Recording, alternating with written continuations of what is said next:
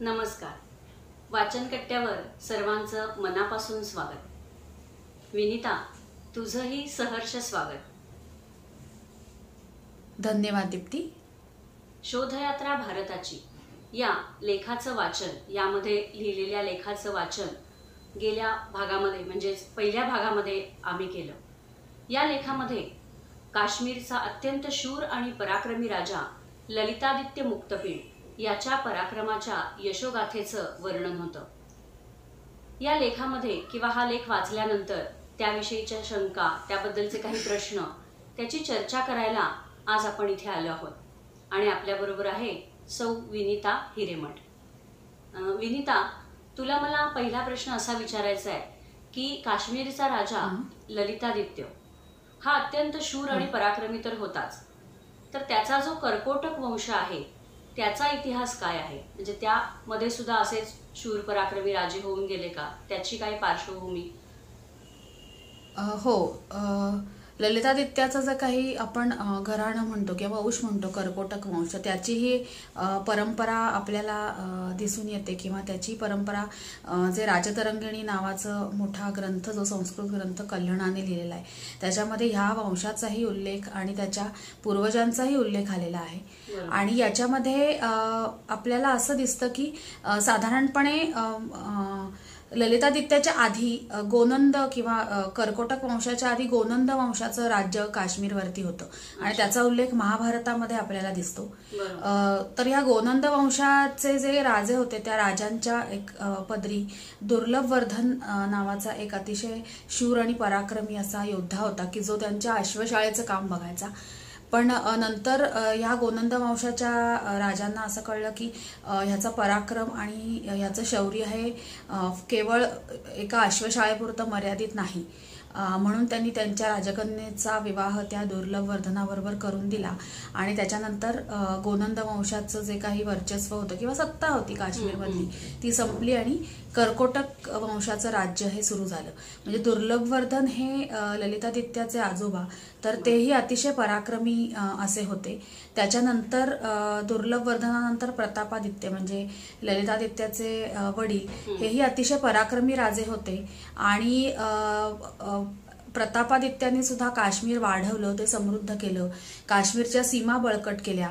काश्मीरच्या पश्चिमेला असणारे काबूल, कंदहार, तोखारिस्तान किंवा ज्याला तुर्कस्तान म्हणतात अशासारखे प्रदेश त्यांनी, या प्रदेशामधनं होणारी आक्रमणं किंवा घुसखोरांना थांबवून त्यांनी काश्मीरचं राज्य खूप बळकट केलं.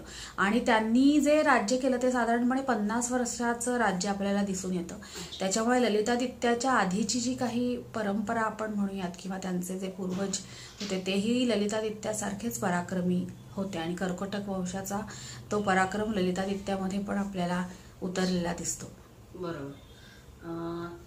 तर ललितादित्याच्या परंपरेविषयी आपण जसं म्हटलं तसं त्याचा राज्यकारभार लेखामध्ये त्याचं खूपच छान वर्णन आहे. म्हणजे त्याने जेव्हा राज्यकारभार स्वीकारला त्यावेळची परिस्थिती काय होती? म्हणजे नंतर त्याने राज्यकारभार केला त्याबद्दल आपण पुढे मी विचारेनच तुला, पण जेव्हा त्याने ऍक्च्युअली राज्यकारभार स्वीकारला तेव्हा तोच वारस होता का? म्हणजे त्याच्याकडेच राज्य कसं काय आलं?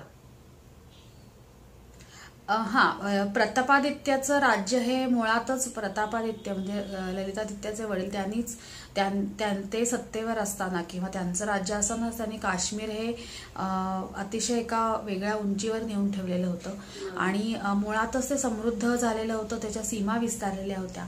आणि 50 वर्षाचा मोठा कालावधी हा प्रतापादित्याच्या अधिकाराखाली किंवा कारभाराखाली होता.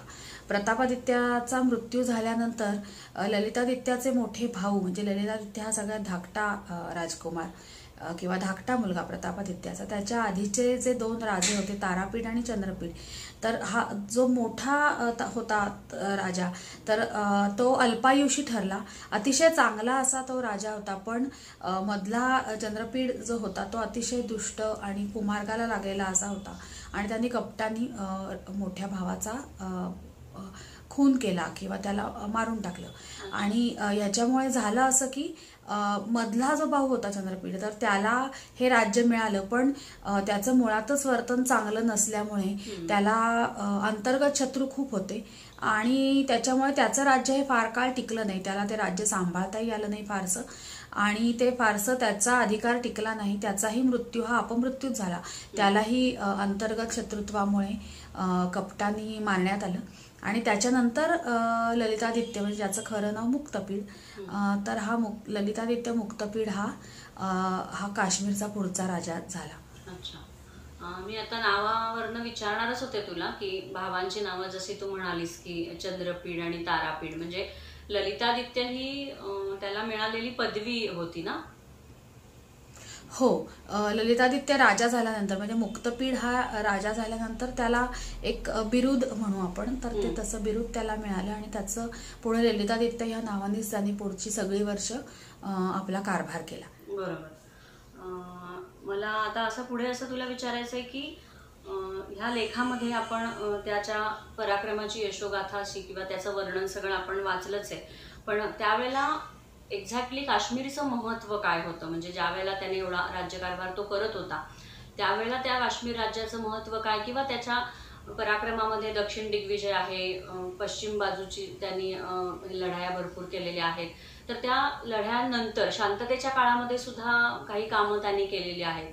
तर हे सगळंच म्हणजे ह्याबद्दल आम्हाला माहिती हवी की काश्मीरचं महत्त्व काय आणि त्याच्या शांततेच्या काळामध्ये काय त्याने कामकाज केले. काश्मीरचं महत्त्व एक तर मुळात आपण बघितलं तर त्याचं काय म्हणू आपण त्याला जिओपॉलिटिकल किंवा भूराजकीय महत्त्व हे पहिल्यापासूनच आहे. काश्मीरच्या आजूबाजूला असणारे प्रदेश हे कायम फारसे मित्रत्वाचे संबंध नसणारे प्रदेशच आपल्या आजूबाजूला किंवा काश्मीरच्या आजूबाजूला राहिलेत. त्याही काळामध्ये साधारणपणे परिस्थिती अशीच होती. मात्र प्रतापादित्याच्या पराक्रमामुळे हे राज्य खूप सुरक्षित होतं, जे पुढे ललितादित्याने सुद्धा अधिक सुरक्षित केलं. म्हणजे तो राजा झाल्यानंतर त्यांनी लगेचच पश्चिम दिग्विजय किंवा पश्चिम दिशेची राज्य किंवा प्रदेश त्यांनी तिथे जे काही मुघलांचं किंवा अरबांचे जे काही आक्रमणं सुरू होती त्यांनी थोपवून धरण्यासाठी त्यांनी काबूल, कंदाहार, तोखारिस्तान या सगळ्या भागामध्ये प्रदेशामध्ये जाऊन तिथे त्यांनी आपलं वर्चस्व स्थापन केलं. तोखारिस्तानच्या राजकन्येशी विवाह करून तिला राणी म्हणून तो काश्मीरमध्ये घेऊन आला आणि पश्चिम दिशा त्यांनी अतिशय पक्की करून टाकली संरक्षणाच्या दृष्टीने. तर हे महत्त्व तर काश्मीरचं होतंच की भूराजकीय एक वेगळं महत्त्व खूप पहिल्यापासून होतं. पूर्वेकडे असणारे तिबेट आणि चीनचे प्रदेश की त्या काळी तिबेट हे मोठं बलाढ्य राज्य होतं चीनपेक्षाही. तर ह्या तिबेट बरोबरचे जे काही संबंध होते ते पण अशा पद्धतीने ललितादित्यांनी किंवा ललितादित्यांनी त्या तिबेटला हरवून तिथलं सुद्धा ज्या काही सीमा होत्या ह्या बळकट केल्या होत्या. तर हे साधारणपणे आपण बघू संरक्षणाच्या दृष्टीने ललितादित्याच्या काळामध्ये काश्मीरचं वाढलेलं महत्त्व किंवा त्यांनी अधोरेखित केलेलं महत्त्व. पण त्याच्या बरोबरीने धार्मिक महत्त्वही काश्मीरचं बरंच होतं असं म्हणू शकतो. कारण तिथे असणारा हिंदू किंवा वैदिक धर्म, जैन धर्म, बौद्ध धर्म ह्या सगळ्यांना ललितादित्यांनी किंवा कर्कोटक वंशामध्ये जर आपण बघितलं तर ह्या राजांनी समान न्याय दिलेला आहे. आणि ललितादित्याच्या काळात सुद्धा त्याने अनेक बौद्ध विहार बांधले, बौद्ध स्तूप बांधले आणि बौद्ध धर्माची पिछेहाट भारतामध्ये इतर ठिकाणी होती. पण ललितादित्याच्या काळामध्ये किंवा काश्मीरमध्ये मात्र बौद्ध धर्म खूप फोफावला होता. त्याचा प्रसार अतिशय चांगल्या रीतीने होत होता. बाहेरून बौद्ध भिक्षू शिक्षणासाठी येत होते, तर इथून शिकून अनेक बौद्ध भिक्षू हे बाहेरच्या देशांमध्ये बौद्ध धर्माच्या प्रसारासाठी जात होते. तर अशा प्रकारे हे सगळं जे आपल्याला दिसतं चित्र हे धार्मिक सद्भावना आणि एक धार्मिक ऐक्याचं दिसतं की त्यामध्ये ललितादित्यांनी कुठल्याही प्रकारची तडजोड केली नाही किंवा दुजाभाव केला नाही. त्यामुळे काश्मीरचं महत्त्व हे समान वागणूक होती. म्हणजे सगळ्या प्रकारचे धर्म समान वागणूक नांदत होते तिथे. बरोबर. त्यामुळे काश्मीरचं महत्त्व हे राजकीय दृष्टीने आणि धार्मिक दृष्टीने हे सगळ्या दृष्टीने ललितादित्यांनी अतिशय ललितादित्याच्या कर्तृत्वामुळे हे महत्त्व वाढलेलं होतं. आणि शांततेच्या काळामध्ये कार्य काय काय त्यांच्या म्हणजे राजधानीत म्हणा किंवा इतर ठिकाणी म्हणा ते काय होतं त्याचं? शांततेच्या काळामध्ये ललितादित्यांनी खूप कामं केली. म्हणजे त्याचा पश्चिम दिग्विजय झाल्यानंतर त्यांनी परिहासपूर नावाचं एक राजधानीचं शहर निर्माण केलं किंवा बांधायला घेतलं. त्याच्यामध्ये परिहास केशव नावाचं मंदिर आणि असे अनेक मंदिरं ही ललितादित्यांनी बांधली. जे मार्तंड मंदिर, जे कोणे एकेकाळचं काश्मीरमधलं सर्वात सुंदर असं सूर्य मंदिर आणि भव्य असं सूर्य मंदिर मानलं जातं, तर हे मंदिर ललितादित्यांनी बांधलं असं म्हणतात. त्याच्याबरोबरीने ललितादित्यांनी समाजासाठी पण अनेक कामं केली. म्हणजे त्यांनी जे काही दुर्गम भाग होते त्या ठिकाणी रस्त्यांची बांधणी करणं, त्यानंतर उंच प्रदेशामधल्या किंवा जे काही लांबची जी गावं होती दुर्गम प्रदेशामध्ये तिथपर्यंत वितस्ता नदीचं म्हणजे झेलम नदीचं पाणी तिथपर्यंत पोहोचवणं. तर ही कामं तर त्यांनी केलीच. त्याच्याबरोबरीने त्यांनी अनेक मंदिरांमध्ये सहस्त्र भक्त नावाचा एक त्यांनी अन्नछत्र म्हणूयात आपण असं सुरू केलं होतं की ज्याच्या अंतर्गत 1 लाख लोकांना अन्नदान केलं जायचं. तर अशा पद्धतीची कामं आपल्याला ललितादित्याची दिसतात. आणि ह्याचं अजून एक वैशिष्ट्य असं आहे की जशी ही ललितादित्यांनी जशी कामं केली समाजाच्या उपयोगी, तशीच त्याच्या मंत्रिमंडळातल्या मंत्र्यांनी आणि त्याच्या 3 राण्यांनी सुद्धा अशा प्रकारची कामं केलेली. म्हणजे अनेक मंदिरं बांधली, बौद्ध विहार, स्तूप याची बांधणी केली. तर हे सगळं केवळ ललितादित्यांनी केलं असं नाही, तर त्याच्या मंत्रिमंडळाने आणि राण्यांनी सुद्धा ही अतिशय चांगली अशी कामं केली. त्याच्यावरनं ललितादित्याचं महत्त्व आपल्याला अजून जाणवतं की त्याचा व्याप्ती त्याची एवढी मोठी होती की त्याची चांगली कामं ही त्याच्या मंत्र्यांपर्यंत सुद्धा पोचली होती किंवा त्याच्या कामांमुळे मंत्र्यांना आणि राजपरिवाराला सुद्धा खूप मोठी प्रेरणा मिळत होती. खरंच विनीता, तू लेखात जसं लिहिलंयस की ललितादित्याचा राज्यकारभार म्हणजे सर्वच प्रकारचा, सर्वच बाजूंनी तो अत्यंत कुशल प्रशासक होता असं मला वाटतं. म्हणजे तो राज्यात नसताना सुद्धा असा उल्लेख आहे की त्याची प्रजा शांततेने नांदायची. म्हणजे तो युद्धासाठी जरी बाहेर गेलेला असला तरी त्या काळामध्ये सुद्धा त्याच्या प्रजेमध्ये इतकं वातावरण म्हणजे चांगलं असायचं की त्याचा एवढा वर्चस्व किंवा त्याचा प्रभाव त्यावेळेला त्या राज्यामध्ये आपल्याला दिसून आलाय. तर ह्याच्या अनुषंगाने पुढे जाऊन मला आणखीन एक प्रश्न तुला असा विचारायचा आहे की हा लेख वाचताना रेशीम मार्ग असा एक शब्द 2-3 वेळा आपल्या वाचनात आला. तर त्याबद्दल मला कुतूहल आहे की हा मार्ग काय होता, त्याचं नाव रेशीम मार्ग का होतं, तर त्याची माहिती आम्हाला सांगा. रेशीम मार्ग खरं तर तसा सुरुवात झाली त्यावेळेला तो भारताशी संबंधित नव्हता. चीनमधनं रेशमाची खूप मोठ्या प्रमाणावर निर्यात होत होती ग्रीक साम्राज्यामध्ये, आणि रेशमाचीच प्रामुख्याने निर्यात ह्या मार्गावरनं होत असल्यामुळे त्याला रेशीम मार्ग म्हटलं जायचं. आणि ह्या रेशमाचं इतकं आकर्षण ह्या ग्रीकांना होतं की त्याची निर्यात खूप मोठ्या प्रमाणावरती ही ग्रीसमध्ये व्हायची. आणि जरी आपल्याला असं वाटलं किंवा जरी ह्या मार्गाचं नाव अगदी तलम मुलायम असं रेशीम मार्ग किंवा सिल्क रूट असं जरी असलं तरी प्रत्यक्षात हा मार्ग अतिशय खडतर होता. तकला मकान नावाचं एक वाळवंट त्यांना पार करावं लागत होतं. त्याच्याबरोबरीने चोर, दरोडेखोर आणि लुटमारीचे खूप असे प्रकार त्या ठिकाणी व्हायचे. पण हे सगळं पार करूनही चीनी व्यापारी ह्या मार्गाने किंवा ह्या भागातून आपले सगळे जे काही गोष्टी होत्या व्यापाराच्या त्या घेऊन हे ग्रीक साम्राज्यापर्यंत किंवा या मार्गाने पुढच्या व्यापारासाठी ते जात असत. आता ह्याच्यामध्ये भारताचा संबंध काही काळानंतर असा आला की भारताचा आणि ग्रीसचा व्यापार जसा वाढला तसा तसा चीन बरोबरचा व्यापार हळूहळू कमी होत गेला. आणि भारताचा होणारा व्यापार हा हिंदुकुश पर्वतातनं पुढे तो रेशीम मार्गाला जोडला गेलेला असा व्यापार होता. म्हणजे भारतामध्ये आपल्याला असं दिसतं की भारतामार्गे होणारा जो व्यापार होता हा व्यापार पूर्णपणे रेशीम मार्गावरनं नव्हता, तर त्याचा काही भागच जो होता तो या रेशीम मार्गाला जोडला गेलेला होता. एक काय म्हणू आपण, एक रस्ता भारताकडे वळणारा होता किंवा भारतातनं बाहेर पडणारा रस्ता या मार्गाला जोडला गेलेला होता. आणि त्यामुळे या रेशीम मार्गाचं महत्त्व चीन आणि ग्रीस यांच्यामधल्या किंवा चीन आणि बाकीच्या देशांबरोबर होणाऱ्या व्यापारासाठीचं महत्त्व किंवा उपयोग जरी वापर जरी कमी झाला तरी भारताचा व्यापार हा नंतर अनेक देशांची आणि परदेशांची वाढल्यामुळे रेशीम मार्गाचं महत्त्व हे कायमच राहिलं. अच्छा, बरोबर आहे. कुठलाही राज्य चालवायचं असेल तर व्यापारी मार्ग हे सगळ्यात म्हणजे काय म्हणतात बळकटी जर राज्याला आणायची असेल तर तो पण महत्त्वाचा आहे, नाही का. मला आता ह्या टप्प्यामध्ये म्हणजे आपण शेवटच्या भागाकडे येतोय. प्रश्न तर भरपूर आहेत पण मला आणखीन एक आता असा शेवटचा प्रश्न तुला विनीता विचारायचा आहे की जास्त मला उत्सुकता आहे त्याबद्दल की ललितादित्यानंतर काय झालं. म्हणजे आपण लेखामध्ये बघितलं की त्याचा मृत्यू गूढ आहे, म्हणजे काही ह्याच्यामध्ये कल्याणाने सांगितलं त्याप्रमाणे आपल्याला निश्चित कळलेलं नाहीये त्याच्या मृत्यूचं कारण. पण मग त्याच्या पश्चात काश्मीर मध्ये काय काय घडलं, म्हणजे अगदी पूर्ण असं हे नव्हे पण सारांश आम्हाला सांगशील का की आता कसं आहे काश्मीर प्रश्न हा इतका आपल्या दृष्टीने सेन्सिटिव्ह आहे, म्हणजे भौगोलिक दृष्ट्या, राजकीय दृष्ट्या, धार्मिक दृष्ट्या सगळंच त्याला महत्व आहे, कायमच ते टॉप राहिलेलं आहे. तर मग त्यामुळे मला असं उत्सुकता वाटते की ललितादित्यानंतर असं काय घडलं की थोडंसं काही वर्षांनंतर, काही शतकानंतर आक्रमणं झाली, बदल झाले त्याच्यामध्ये. तर ते असं टप्प्याच्या स्वरूपात थोडंफार आम्हाला सारांश रूपी जरा सांगा माहिती. तर ललितादित्याचा मृत्यू कसा झाला हे तर आपण त्या लेखामध्ये पाहिलं की गूढ आहे. म्हणजे काहींच्या म्हणण्याप्रमाणे हिमप्रपातामध्ये तो आणि त्याचं सैन्य पूर्ण काढलं गेलं, काहींच्या म्हणण्याप्रमाणे त्यांनी अग्निप्रवेश केला, काहींच्या म्हणण्याप्रमाणे भूकंप झाला आणि त्यामध्ये सगळी सेना ललितादित्यासहित ती सगळी सेना दबली गेली.